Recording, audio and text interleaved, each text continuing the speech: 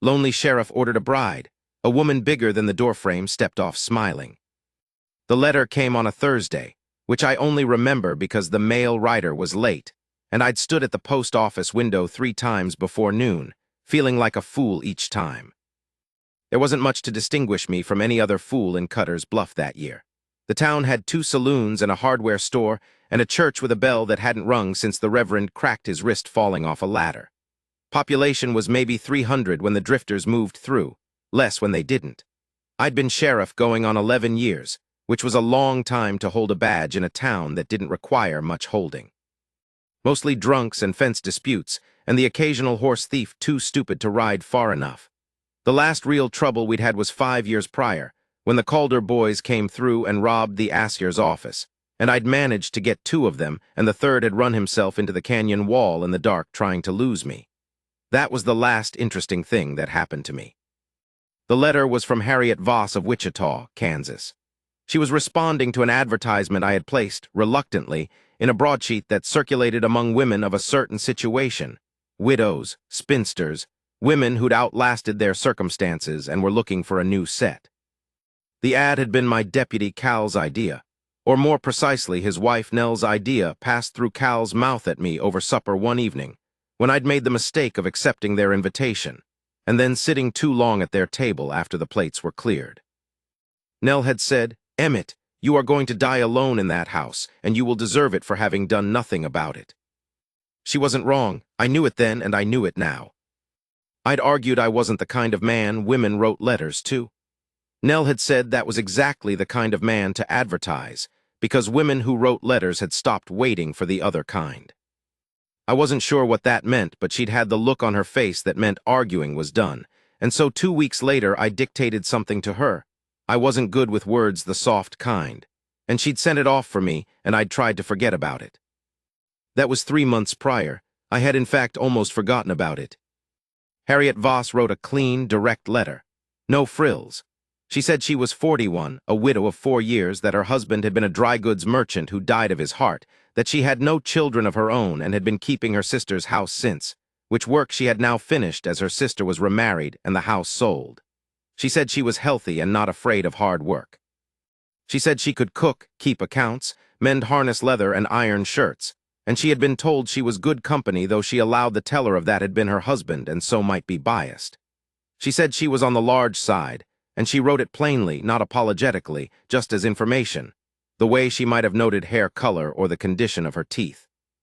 She said she wanted a man who was steady and serious, that she had no interest in a young man's charm or a charming man of any age, and that if I was still available and of a mind to correspond further, she would be glad to hear from me. I read it 3 times. Then I went and found Cal and showed it to him, and he read it and said, "She sounds sensible." I said, "She does." He said, "You going to write back?" I stood there with the letter in my hand for a moment. Outside the window the street was empty and dry, just the usual dust lifting off the hardpan in the afternoon heat. I said, "I suppose I am. I should tell you what Cutter's Bluff was, or what it was to me at that time, because it matters. It wasn't much by any measure a man from a real city would use. 1 main street, a block and a half of storefronts, the 2 saloons at opposite ends as if they were in a standoff, a church with a bell that didn't ring, a school with 8 grades split into 2 rooms, 1 teacher for the lower and 1 for the upper, and the upper teacher had left in August and hadn't been replaced yet. The livery, the hotel, the post office in a room at the back of the general store. 3 streets running parallel and 2 cutting across, and everything outside that was either ranch land or open plain reaching to the horizon in a flat line that looked, some days, like the edge of the world. What a town like that needs from a sheriff is not greatness. It needs consistency. It needs a man who will be there. In 11 years I had made myself, if nothing else, a man who was there. I knew which door would stick in winter and had to be shouldered. I knew the smell of the place, dust and horse, and the distant sweetness of the hay stored in the livery, and in winter the wood smoke that came off every house at once and made the cold air thick and gray in the early mornings. I knew the sound of it at 2 in the morning, which was a different sound than at noon, and I knew what fell inside the normal range of that sound and what fell outside it.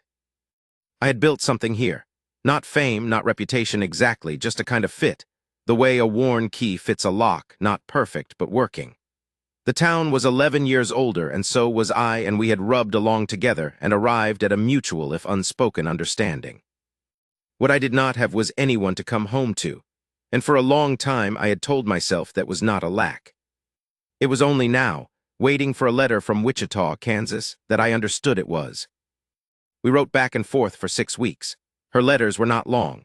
Mine were not long either, though I labored over them, would start a sentence, cross it, start again, sometimes spend an evening on a single page. I told her about the town and the work and the house I kept on Birch Street, which needed things done to it that I hadn't gotten around to. I told her I had a dog named Cobb, a blue heeler of advanced age who slept under the desk in the office and rarely moved except for meals. I told her I was 53, that I'd been married once, long before Cutter's Bluff, a woman named Clara who died of fever 12 years ago in the second year of our marriage. I didn't go into that at length. She didn't press it. She told me she'd grown up on a farm outside Wichita, that her father had run cattle until the hard winter of '86 took most of the herd. She told me she could ride and was not squeamish about blood or weather. She told me she liked to read when she had the time, and that her favorite book was a history of the Oregon settlements, which she'd read 4 times. I didn't know what to make of that exactly, but it seemed like a good sign. She told me she had a temper on occasion, but it was honest and short-lived. At the end of the 6th week she wrote, "I think I have a fair picture of you, and I am willing if you are. I can be in Cutter's Bluff by the 15th of October if you can arrange a minister. If you find you cannot go through with it when you see me in person, I will understand, and I will make my own way, but I thought you deserved to know I am prepared to mean this." I read that last line several times. I thought you deserved to know I am prepared to mean this. Nobody had said anything like that to me in a long time, maybe ever. I wrote back and said the 15th would suit. The 15th came on a Tuesday, and I was at the stage depot by 9:30, even though the stage wasn't due until noon. And I knew it wasn't due until noon. And I stood there like a man who'd never learned patience despite having spent 11 years in a job that was mostly patience. The depot agent, a young man named Birch who was not related to the street, noticed me there at 10 o'clock and at 11 o'clock and had the courtesy not to say anything either time. There were 2 other men waiting for the noon stage. A rancher named Holt who was picking up a shipment of wire, and old Fuster, who came to the depot most days because he was 90 years old and had very little else to do and liked to watch things arrive. Fuster looked at me and said, "Waiting on something." I said, "Stage." He nodded slowly like I'd said something wise. The stage came in at 12:22. I know the time because I'd been checking my watch since 11:45 and had looked at it so many times the face was starting to look strange to me. The driver called out, the horses came around the corner in a cloud of their own making, and the whole thing rattled to a stop in front of us and I stood back. 3 passengers got off. A traveling salesman I recognized, a young couple I didn't, and then a pause, and then a woman had to turn herself slightly sideways to come through the coach door, not because she was stuck, but because the door was built narrow and she was not. She stepped down onto the depot platform, and she straightened up, and she was tall, taller than the young couple and nearly as tall as the salesman, and she was broad through the shoulders in a gray wool traveling coat, and she had dark hair wound up under a hat that had seen better days, and she was looking around the platform with a direct, clear expression that was not searching. Exactly. More like a woman who'd walked into a room full of strangers and was simply deciding where to set down her bag. Her bag was large. She set it down herself before anyone offered. Our eyes met. She looked at me the way you look at someone when you've had a description and you're checking the description against the fact. She said, "You be Emmett Crail." I said, "I am." She said, "Harriet Voss." "Yes," I said, and then I said, "The stage was late." She said, 22 minutes, I counted. I said, "So did I." Something happened in her face then, not a smile exactly, more the edge of one, a tightening at the corner. She picked up her bag. I said I'd carry it, and she handed it over without argument, which I noticed. Some women hand things over with the argument in the handoff, a little resistance to signal that they could have done it themselves. She just let go of it. The bag was heavier than it looked. Old Fuster was watching all of this with the frank appreciation of a man who has outlived the need for tact. He said to me as we passed, "She's a fine-looking woman, Emmett." I didn't respond to that, but I didn't exactly disagree with it either. Nell had given me a room for her at their house for the 3 days before the wedding. It was Nell's insistence. She'd said a woman didn't stay in a man's house before the ceremony, and I'd said we were both past the age where that mattered, and Nell had given me a look that closed the discussion. So I carried Harriet's bag to Cal and Nell's place on the far end of Birch Street and introduced them. And Nell took Harriet inside in the way of a woman who has decided you are acceptable before she's even looked at you closely, which with Nell was the highest compliment available. I walked back to the office. Cal was there, feet on the desk, reading something. He looked up at me and said, "Well." I sat down in my chair. Cobb lifted his head from under the desk, decided I was not interesting, and put it back. I said, "She's here." Cal said, "And?" I said, "She counted the minutes the stage was late." Cal considered this. "Same as you." "Same as me," I said. He went back to his reading. I sat there with my hat in my hands. Outside, the town went about its business the way it always did. A wagon went by. A dog barked. The wind came through the window at a low angle and brought the smell of dust and something faintly of cooking from the direction of the hotel kitchen. I tried to figure out what I was feeling and couldn't settle on a name for it. Not fear exactly. Not happiness either, nothing so easy. More like the feeling of standing at the edge of something large that you've walked toward for a long time without being sure it was real. The 3 days before the wedding, Harriet spent most of the time with Nell, which I think surprised everyone, including Harriet herself. Nell was not a woman who warmed slowly. She made her judgments fast and operated on them, and apparently she'd made one about Harriet that was favorable, because by the second day they were in the kitchen together every morning, and Cal reported that the house smelled better than it had in years. I saw Harriet in the evenings, on the porch of Cal and Nell's place, where she would come out after supper and sit in one of the 2 chairs they kept there, and I would walk over from the office and sit in the other, and we would talk for an hour or so while the light went off the sky.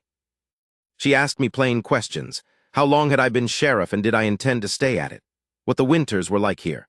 Whether the church was a congregation I attended or only a building I passed. I answered straight. I'd gotten used to talking to Harriet on paper where I could cross out and start again, but she talked the same in person as she'd written. Direct, no embellishment, a pause when she was thinking, nothing to fill the pause. On the second evening, she asked me about Clara. I hadn't expected it, though I supposed I should have. I said, she was good, she was kind, it was a long time ago. Harriet said, "Do you think about her?" I said, "Occasionally, not the way I did." She nodded. She was looking out at the street, not at me. She said, "My husband, Theodore, I think about him when I'm keeping accounts. He had a particular way of holding a pencil, very precise. I don't think about him when I'm lonely, only when I see a certain thing. A pencil held a particular way." I didn't say anything to that because there wasn't anything to say to it that would have been worth the breath, but I understood it. There's a kind of grief that's just memory, not sorrow. Just the specific weight of a particular person's habit, which nobody else in the world has, and which you carry around the same way you carry a stone you picked up once for no clear reason and keep finding in your pocket. We sat there a while, then she said, "I'm not looking for a new Theodore, I want you to know that. I'm not trying to replace what I had." I said, "Neither am I." "Good," she said, and that seemed to settle something. We were married on the Saturday by the Reverend, whose wrist had healed to the point where he could hold the book but not ring the bell. The ceremony was small. Cal and Nell, the deputy who'd come on after Cal moved to a mostly administrative role, a handful of people who'd shown up because news travels in a small town and curiosity is one of its primary drivers. Old Fuster was there. He'd brought a wildflower from somewhere, a late-season thing, dried-looking and slightly crushed, and he handed it to Harriet as she came in as if it were a perfectly natural gesture, and she took it and put it in her coat buttonhole, and I didn't know why that near undid me, but it did. The ceremony took 11 minutes. We signed the register. The Reverend shook my hand and took Harriet's hand with both of his and said to her, "You're a brave woman, Mrs. Crail," which I took as a comment on the general enterprise of marrying a middle-aged sheriff in a small plains town rather than anything specific about me. But Harriet laughed at it, a real laugh, sudden and warm, and he looked pleased. "Mrs. Crail," I turned that over in my head while we walked out into the October light. The leaves on the cottonwoods along the creek had gone yellow, and some of them were coming down, drifting sideways in the wind that came off the plain. She walked beside me. She was nearly my height. The top of her hat was almost level with my ear. She said, "Your house? I'd like to see it." I said, "It needs some things done to it." She said, "So you mentioned, twice in your letters and once yesterday." I said, "I wanted to prepare you." She said, "I've been prepared." She was not entirely prepared. I say that with affection now. At the time, I watched her walk through the front room and the kitchen and down the short hall to the bedroom and back, taking it in with the same direct expression she'd had at the stage depot, just assessing, not complaining. And I tried to see it through her eyes, and what I saw was a room with one lamp that needed a new wick, a fireplace with a crack in the left side of the firebox that I'd been meaning to have the mason look at, furniture that was functional without being anything you'd describe as pleasant, and a kitchen that was clean in the way of a man who washes things when he must, but has no strong feelings about it otherwise. She stopped in the kitchen and looked at the window above the basin, which looked out onto the back of the Hendersons' house next door and a stretch of brown yard. She said, "The curtains are gray." I said, "They were white when I put them up." She took them down, just like that, reached up and lifted them off the rod and set them on the table. She said, "I brought curtains." I said, "You brought curtains in your bag." She said, "I brought several things. A woman moving to a new house doesn't arrive empty-handed." I stood there while she went to get her bag. Cobb came in from the front room and sat by my boot and looked up at me with the skeptical expression that was his natural state. I said to him quietly, "She brought curtains." He blinked. He seemed to consider this neither good nor bad. The first week was the week of finding out. Not anything dramatic. Nothing broke, nobody fought. But every house has its own grammar, the particular way things are done and stored, and the particular order in which a person moves through the day. And when two people with separate grammars come together, there's a period of negotiation that happens mostly without words. She found her way around the kitchen, and I stayed out of it. She had opinions about where things were stored that differed from mine, and after a few days, things had migrated to where she wanted them. And I didn't argue because I didn't have strong feelings about where the flour sat as long as it sat somewhere and there was bread. She met the town in small pieces. Nell walked her down to the general store and introduced her to the proprietor's wife, a woman named Addie Swain, who was the primary conduit of social information in Cutter's Bluff, and whose opinion of a new arrival set the tone for how the town received them. I knew Addie Swain had complicated feelings about me. She'd been the one to say, after Clara died, that I'd gone stone, which was not unkind but was accurate, and I think she'd given up on the idea of me remarrying somewhere around year 8, and so I was somewhat anxious about her meeting Harriet, which is a thing I would not have admitted to anyone at the time. What Nell told me afterward was that Harriet had walked in, looked around the store, and then asked Addie Swain a specific question about where to source good wool, as she'd been told the winters were cold and she meant to be prepared. And Addie Swain had answered the question and then asked a follow-up question about where Harriet had learned to judge wool, and they'd talked for 40 minutes. Nell said she'd mostly just stood there. I said, "That sounds about right." Nell looked at me with an expression I couldn't fully read, thoughtful something in it. She said, "She's good, Emmett." I said, "I know." "No," Nell said, "I mean she's actually good, not just capable, good." She paused. "You should know that." It was about 3 weeks in that a thing happened that I think about even now. There was a man named Vickers who ran a freighting operation out of the north end of town. 2 wagons, a team of 4, and a general sense of grievance toward the world that he distributed freely and without apparent selection. He'd had disputes with half the merchants in town, and a long-running complaint against the county about the condition of the North Road that he'd brought to me about once a month for the past 2 years, as if I had both the authority and the inclination to repave the road by myself. He was not a bad man, just a hard one, worn down in a particular way that turns some men brittle and makes them sharp at the edges. Vickers came into the office one afternoon while I was going through some paperwork with Cal, and he had the look on him of a man who'd been holding a thing for several days and had finally decided to say it. He said, "That woman of yours." I looked up. He said, "Saw her in the store this morning. She's a big woman." I said, "She is." He said, "I mean no offense by that." Cal, behind me, did not move, but I could feel him paying close attention. Vickers said, "I just mean, I wondered if you'd done all right by yourself." I looked at him for a moment. There was a question underneath what he was saying that wasn't about Harriet's size at all. It was about whether I'd managed to find anything or whether I'd just settled, which was the town's general theory about me. That I was a man who settled, who stayed, who didn't reach for things because things had been taken from him and he'd learned not to reach. I said I did fine. Vickers nodded slowly. He seemed to want more than that, but I wasn't giving it. He said, "She seems capable." I said, "She is." He shifted. He'd wanted a commiseration and I wasn't offering it. He said, "Well, the road up by the Prater Creek Junction, and we went back to that, which was where he was comfortable." After he left, Cal said, "He meant well." I said, "I know he did." Cal said, "She really is, good." I didn't answer, but I sat there a minute before picking up the paperwork, and I thought about Harriet at the store that morning, which I'd witnessed from across the street while walking my regular round. She'd been standing outside talking to someone I didn't recognize, and she'd laughed at something, that same sudden real laugh from the church, and the woman she was talking to had laughed too, and they'd stood there in the October sun for a moment, two women. And Harriet had been comfortable in herself, in a way that I wasn't sure I'd ever been comfortable in myself. She asked me once, maybe a month in, what I'd thought when she stepped off the stage. I had to think about how to answer that. We were at supper. She'd made a beef stew that was better than anything I'd eaten in 10 years in my own kitchen, and the new curtains were up, blue ones, lighter than the October sky outside, and Cobb was asleep under the table with his chin on her foot, which was where he'd taken to sleeping, having apparently decided his original loyalties were negotiable. I said, "I thought you were tall." She said, "That's all." I said, "And that you set your own bag down." She said, "I always set my own bag down." I said, "I noticed." She considered me. She had a way of doing it, looking at a person with her full attention, not staring, just present. She said, "What else?" I said, "I thought you looked like you knew where you were going, even though you'd never been there."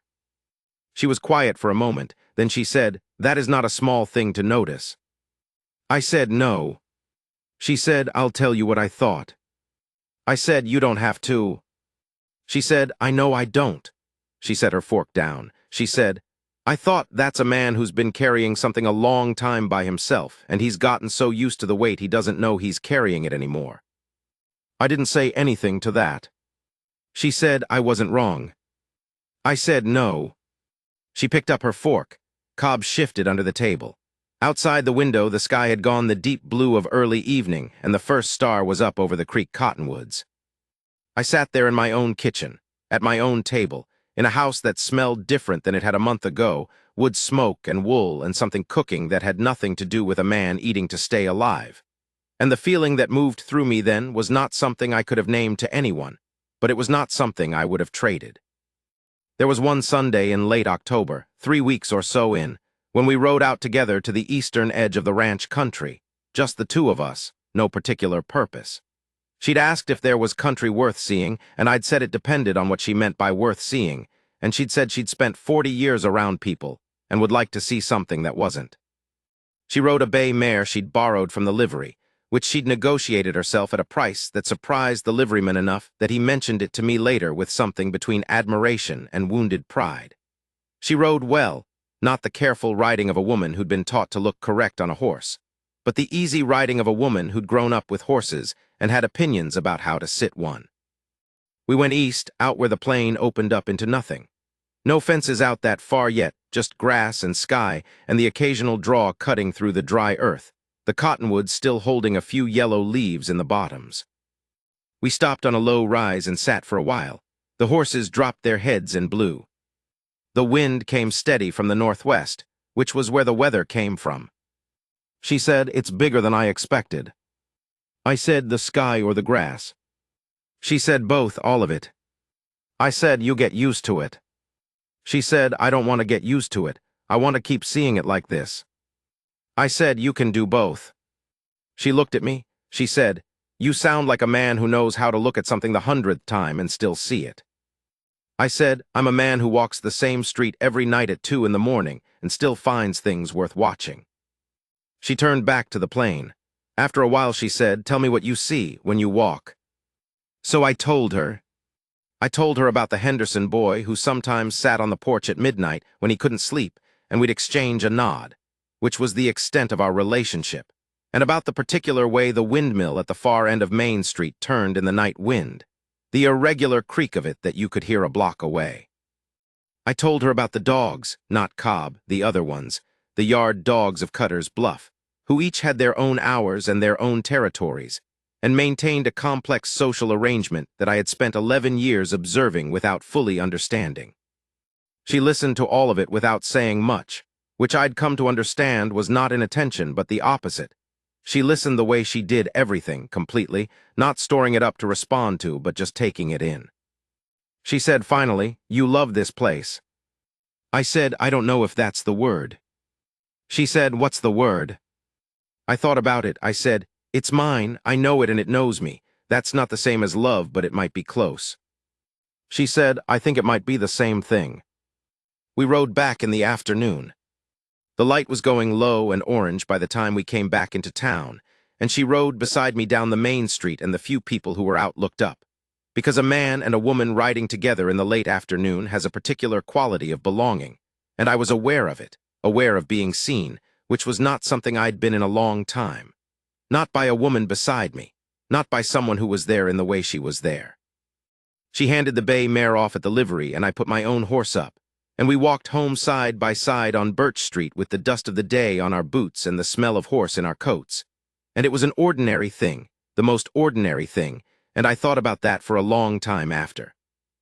November came, and the cold with it. The work of keeping a town through winter is not the same work as keeping it through summer. The drunks are meaner. The disputes that have been simmering since August come to a head in the close quarters of the season. The night patrols are colder and take longer, and there is a particular loneliness to walking a dark street at 2 in the morning when the temperature is below 0, and every window is dark, and the only sound is your own boots on the frozen ground. I had done that walk 11 winters. I knew every board of every porch and every lean in every hitching post and every dog that would bark and which direction and how long. I knew which alley held the wind worst. I knew that the corner by the old harness shop smelled of something that might have been an old tanning operation, or might have been something that had died in the wall years ago and never been found. I came home at 2:30 on a November morning, temperature down near 10, fingers stiff inside my gloves. The house was dark, but the kitchen stove was still warm. She'd banked it.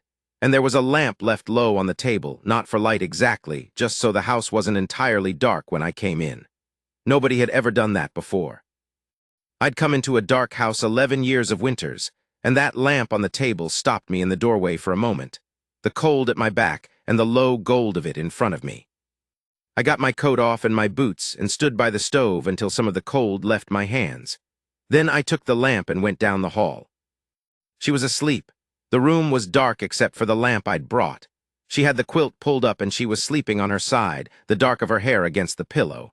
She was breathing slow and even the way of a woman who'd worked through the day without complaint and was done with it.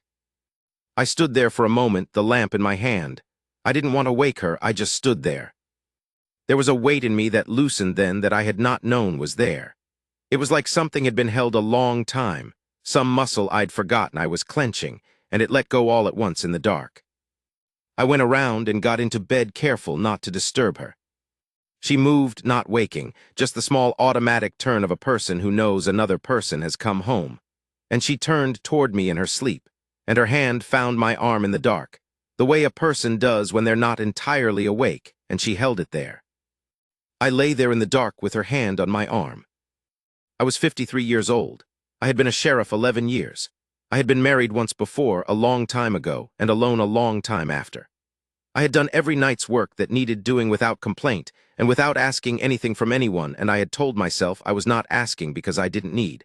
And lying there in the dark, I understood for the first time that I had been wrong about that, and that being wrong had cost me something I was only now getting back. I didn't sleep for a long time, not from disturbance, from the opposite. Winter in a small town is long. This one felt different than the 11 before it. She read at night by the lamp at the kitchen table while I wrote up my reports. She had opinions about things she read, and she'd say them, not asking for a discussion, just putting the thought in the air, the way some people think out loud. I'd answer when I had something to say, and she didn't push when I didn't. It was not a marriage of a great deal of conversation. That suited me and seemed to suit her. She learned the town the way she did everything, steadily, without fanfare. By December, she knew the name of every merchant and half the homesteaders within riding distance. She knew which families were struggling and which children were thin in a way that went beyond winter. She brought things, she never called it charity, she'd just show up with a reason, a thing she'd made extra of, something she'd found she had too much of. She didn't ask me before she did it, and she didn't report it to me after. I only knew because the town told me, in the way towns do, obliquely, through comments that were really about something else. Addie Swain told me in January, "Your wife is a good woman." The way she said it, it was not casual. I said, "I know." Addie said, "No, I don't think you do." She stopped and looked at me in that direct way she had, which I'd always found slightly unsettling. She said, "You've been by yourself a long time, Emmett, and men who have been by themselves that long, they stop really seeing what's in front of them. They see what they expect to see." I said, "What's in front of me is a woman I married in October." Addie said, "She drove out to the Kinney place last week in that cold because she'd heard Dora Kinney's girl was sick, and she knew Dora didn't have the money for the doctor. She sat with them half the day. Dora asked her why she'd come, and she said she'd come because she was nearby, which was a lie, because the Kinney place is 12 miles. I didn't say anything. Addie said she didn't tell you. No, I said. That's what I mean, Addie said. She's not doing it to be told on. She's just doing it. I asked Harriet about it that evening. I didn't make a production of it, just said, "I heard you went out to the Kinney place." She said, "I did." I said, "That's 12 miles in January."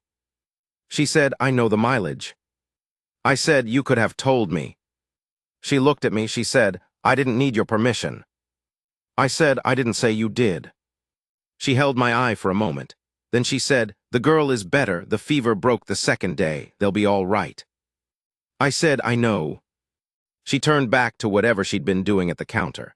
Then she said, without turning, "I don't tell you every little thing because you try to help, and then it becomes a production, and sometimes things just want to be quiet." I stood there with that for a moment. Then I said, "All right." She said, "All right." That was the end of it, but I thought about it.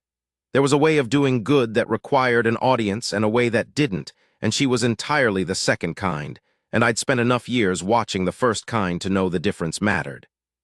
The town's doctor was a man named Prewitt, who had been there about as long as I had. He was a thin, deliberate man who spoke slowly and had strong opinions about ventilation and weak ones about almost everything else. He delivered half the children in Cutter's Bluff and set most of its broken bones, and he held the position in the town that doctors hold in small towns, a particular kind of respect that is slightly different from the respect given to any other profession, because what a doctor holds is specific and private and is not talked about in the ordinary way. Prewitt came to see me in December, which was unusual. I went to him when I needed to. He did not generally seek me out. He sat down across from my desk and put his hat on his knee and said, without preamble, "Your wife came to see me." I said, "Is she all right?" He said, "She's fine, that's not why she came." He looked at his hat for a moment, then at me. He said, "She wanted to know about you. Your health, your habits over the years, whether you'd been taking care of yourself." I said, "She could have asked me." He said, "She did ask you. You told her you were fine, she came to verify." I sat there with that. Prewitt said, "She asked good questions, specific ones." He paused. "You've been ignoring a knee that wants looking at." I said, "It's been like that since '82. He said, 14 years of ignoring a thing doesn't make the thing go away. It just means you've gotten used to compensating." He put his hat on. "She said you walk funny in the cold and she wanted to know why." I said, "She noticed that." He said, "Apparently from the second week." He stood, "Come in and let me look at it." I went in the following Thursday.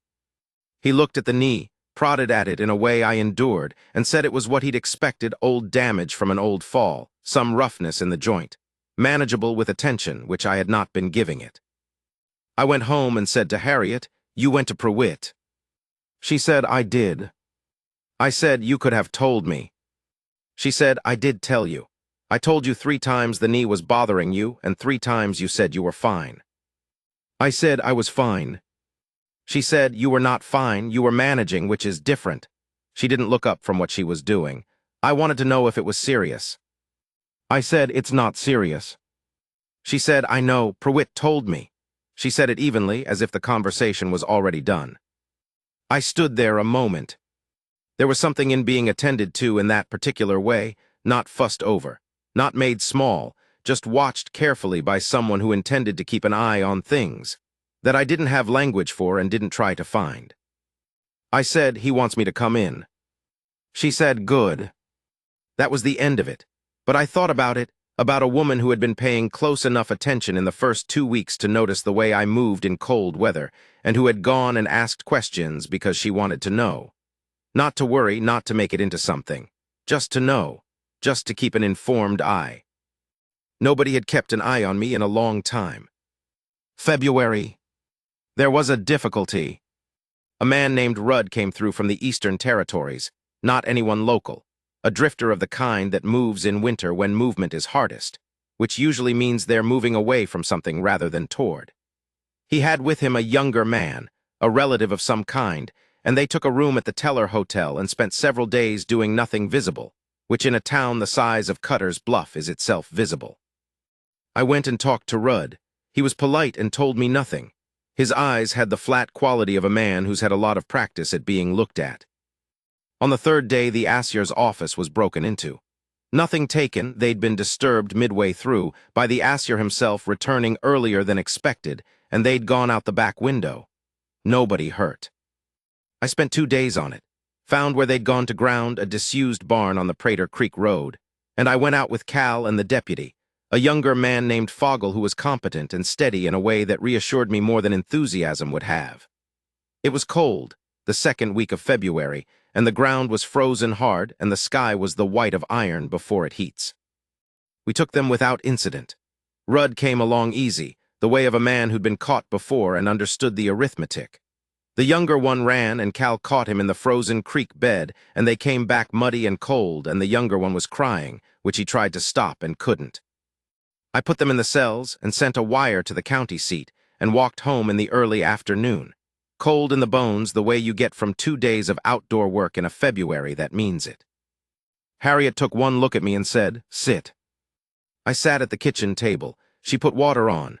She went and got my boots off without asking. I'd tracked mud in and normally she'd have noted it, but she didn't. She came back with a towel and put it under my feet on the floor.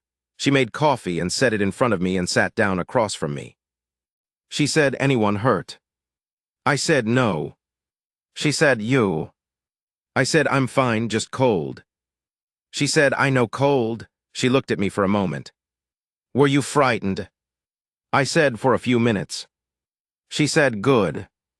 I said, "Good." She said, "A man who's never frightened doesn't account for things properly. You came home, so you accounted." I looked at her across the table. The coffee was strong and too hot to drink yet. The kitchen was warm, warmer than it used to be because she'd been particular about banking the stove properly. Cobb was under the table somewhere, and I could feel the warm weight of him against my foot. I said, "Were you worried?" She said, "Yes." I said, "You didn't say." She said, "I'm saying now." She was sitting with her hands flat on the table, looking at me steadily. She said, "I want you to understand something, Emmett." I said, "All right." She said, "I didn't come here to be kept. I didn't come here to be housed and managed. I came because I thought you were a man worth spending the rest of my life next to, and I've been here 4 months and I have not changed my thinking." I said, "Harriet." She said, "I'm not finished." Not sharp, just clear. She said, "When you came through that door this afternoon, you looked like a man who expected to be left alone with his cold and his mud, which is what you've been doing with everything for a long time. And I want you to know that's done. I'm not going to leave you alone with it. That is not the arrangement." I sat with that for a moment. The coffee was still too hot. Outside the window, the February light was going, the flat white sky going gray, the cottonwoods down by the creek bare and black. I said, "You're telling me you're staying." She said, "I'm telling you I chose." I said, "We've been married 4 months." She said, "I knew in 6 weeks of letters. I just needed to see the thing in person." I said, "What thing?" She said, "Whether you were actually what your letters said you were." She paused. "You are." I don't know how long I sat there. The light went out of the sky. She got up and lit the lamp, and the kitchen came back in a smaller, warmer circle. She put more wood in the stove. She came back and sat down, and she reached across the table and put her hand over mine, flat and certain, the way she put her hands on things, without tentative, without question. She said, "Drink your coffee. It's cool enough now." I drank my coffee. She sat with me. After a while, she started talking about something else, something she'd heard from Nell, some ordinary thing about the town. And I let the ordinary thing wash over me and didn't try to name what was sitting in my chest, because there wasn't a name for it that was good enough. Spring came the way it does on the plains, not all at once but in arguments. A warm week, then a blizzard. Mud one day and frost the next. The creek came up in March and threatened the Henderson place, and I spent 2 days helping sandbag it. And Harriet came out in the 3rd day with food and stayed to help, and the Henderson's boy, who was maybe 9 and had been told to stay back from the water, attached himself to her side for the whole afternoon and walked home holding her hand. She didn't have children. She told me early on, without elaboration, that she and Theodore had not been able to have them. I hadn't pressed it. But I watched her with the Henderson boy and with the Kinney girl when we visited in the spring to see how she'd come through the winter. And there was a patience in her with children that was not performed. Not the performed sweetness of women trying to demonstrate equality, but the real thing, a genuine interest in what a child was actually thinking, which most adults have lost or never had. I told her she'd have been a good mother. She said, "I'm a good enough something." I said, "What's something?" She thought about it. She said, "Something with a stake in things, something that matters." I understood that. I'd been a sheriff 11 years, and most of what the job was had to do with the fact that you were staying. That, unlike most of what moved through this country, you were there when the thing was over. You were there the next day and the day after. You had a stake in the particular square of ground you were on because you'd decided it was yours to keep. She decided to have a stake. She'd walked into this town in October with her bag and her curtains, a woman nobody knew, and she decided it was worth the deciding. I thought about what that cost, and I thought about what it said, and I thought it said more than I'd been told by anyone in a long time. There was a night in late March, the tail end of winter. The nights still cold, but the days starting to go warm around the edges. When I came in late from a difficulty at the south end of town, a domestic trouble at the Ray's place that took 2 hours to settle and left nobody feeling good about any of it. The work of a domestic trouble is a particular kind of work, thankless and close-in, where you're trying to hold something together that wants to break, and whether you manage it depends only partly on you. I came in around midnight and she was awake. She'd heard me on the porch, the particular sound of my boots, and she'd gotten up. She was in the kitchen in her robe with the lamp on and the stove started, heating water for something hot to drink. She looked at me and said, "The Ray's place." I said, "You heard." She said, "You hear things." I sat down. I was tired in the specific way of that kind of work, tired in the mind more than the body. She put a cup of coffee in front of me and sat across the table. She said, "Is the woman all right?" I said, "She'll be all right. The man is sleeping it off in the jail." She said, "They're children."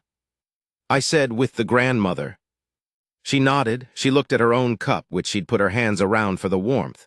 She said, "That's the part of your work I don't think people see." I said, "It's the biggest part of it." She said, "I know." We sat there for a while in the lamplight, not saying much. She reached over and put her hand on my arm, not tight, just there. The way she'd held my arm that first winter night in the dark, half asleep. Just saying, "I know you're here, I'm here." After a while she said, "Come to bed." I said, "In a minute." She said, "I'll wait." She sat with me until I was ready to go, which was not much longer. She turned down the lamp and banked the stove and walked down the hall with me, and when we got to the bedroom she did the last small thing of that particular night, which was to hold her hand out in the dark, and I took it. And she led me the last few steps to bed as if I might have gotten lost without her, which maybe I had been for a long time and didn't know it, and now wasn't anymore. April. We sat on the porch one evening in the first real warmth of the season. Not spring warmth exactly, still something tentative in it, but warm enough to sit outside without a coat, warm enough that the smell of the earth was coming back, that particular smell of ground waking up after a long cold, which is one of the best smells I know. Harriet had a book. She wasn't reading it, just holding it. She was watching the end of the street where the last light was going off the rooftops. I was smoking my pipe, which I didn't do often, only when I was comfortable, and I noticed that I was comfortable, which was not nothing. She said, without turning from the rooftops, "What are you thinking about?" I said, "Nothing in particular." She said, "That is never true for anyone." I said, "I was thinking it's a decent evening." She said, "That is probably true, but it's not what you were thinking."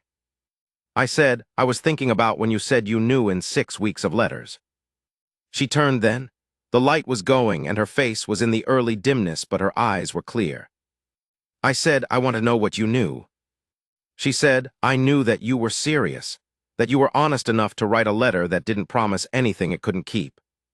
I knew that you'd been alone a long time and hadn't gone mean from it, which some men do, and that what had happened to you had made you careful rather than closed." She paused. "I knew you had Cobb." I said, "The dog." She said, "A man who keeps an old dog past his useful years and calls him by a name and gives him a place under his desk. That is not a man without tenderness. It's just a man who's run out of the obvious places to put it."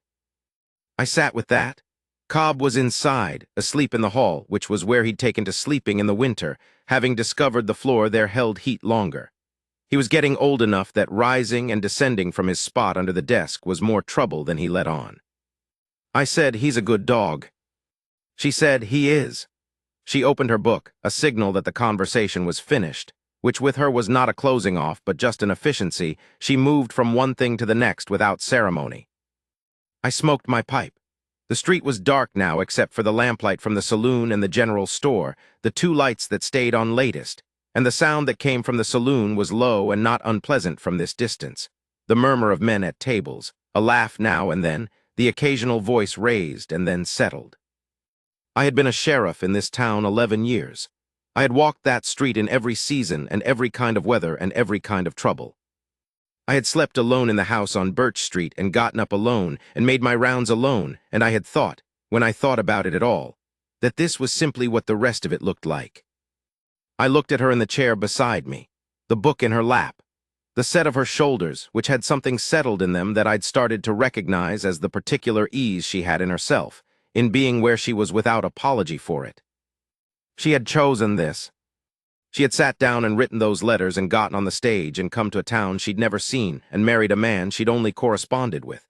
And she had brought curtains and opinions and her temper, honest and short-lived. And she had driven 12 miles in January to sit with a sick child because someone needed sitting with. And she had told me what I was without cruelty and without comfort, just plain. And she had put her hand flat on mine across the table and said I chose asterisk. Nobody had chosen me in a long time. I had thought, somewhere around year 8 of doing the work alone, that the choosing part of my life was finished. That I was what I was, useful in a particular narrow way, reliable, solid, not someone that anyone particularly wanted so much as someone this piece of ground happened to need. I had made a kind of peace with that, or thought I had. Sitting on the porch in the April evening with the pipe in my hand and the warmth in the air for the first time in months, I understood that the peace I'd made with it wasn't peace. It was just the name I'd given to having stopped expecting anything else. She had not read the advertisement the way I'd written it. She had read between the lines of it, or she had understood something about the kind of man who writes that kind of advertisement in that particular careful, unpromising way, and she had decided that man was worth her time. She was right, or I was going to see to it that she was. Summer. The town expanded slightly. 2 new families came in from Missouri. A blacksmith set up in the space next to the hardware store that had been empty 2 years. The summer was hot and dry, and there was a drought in the eastern part of the county that sent some cattle operations into distress, and there was more movement through town than usual, some of it good and some of it the other kind. In July, there was a long, hot week when everything was tinder and tempers were close to the surface. I was busy every day and some of the nights, and I came home one evening with the particular grim tiredness of a week's worth of other people's worst impulses, and I sat at the kitchen table and didn't say anything for a while. She set food in front of me and sat down. After a while, I said, "There are days it doesn't feel like enough." She said, "What doesn't?" I said, "The work, the holding it, feels like filling a bucket with a hole in the bottom some seasons." She said, "Yes." I said, "You don't have to agree with me." She said, I'm not agreeing or disagreeing. I'm saying yes, that's what it is. Some work is that way, it still wants doing.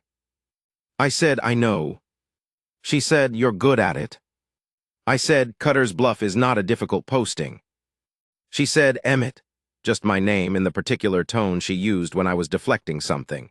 She said, I've watched you work for 9 months. I've talked to the people in this town for 9 months. You are what this town looks like when it goes right. Not because you're the smartest or the fastest, but because you're steady and you're honest, and you have not once in all that time been anything other than what you said you were. I looked at her. She said, that is not a small thing, and you should stop treating it like it is. I said, Harriet. She said, I'm not flattering you. I don't flatter, I'm telling you what I see. She reached across and put her hand on mine the way she did, flat, certain. She said, you are a good man, Emmett Crail. I didn't marry you because the pickings were slim. I married you because I thought so in October, and I've had 9 months to be wrong, and I haven't been. I didn't say anything. There wasn't anything to say to that would have added to it. Outside the kitchen window, the July evening was going down in orange and red over the plain, the color of something burning out beautifully. Cobb was on the floor by her chair, which was where he was always now, his chin on her boot. She hadn't married me because there was nothing better.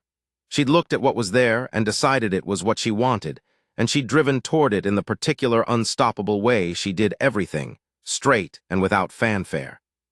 She decided I was worth the driving toward. I sat with that. It settled in somewhere. It had been a long time since anything settled. She squeezed my hand once and let go and went back to her supper, and I went back to mine. The orange went off the sky and left the soft blue of a summer evening, and the first few stars came out over the creek, and somewhere down the street a child laughed, and the sound of it carried easy and far in the warm air. I was 53 years old, and I had been a sheriff 11 years, and I had been alone a long time before I was not alone. And what I had was not what I'd expected, and was better than what I'd hoped for. And I had not known I'd been waiting for it until it was already here and I was already keeping it. That was enough. That was more than enough. It was, I thought, setting my fork down in the last light, with the warm kitchen around me and the boots under the table, and the woman across from me who had decided I was worth deciding on exactly everything.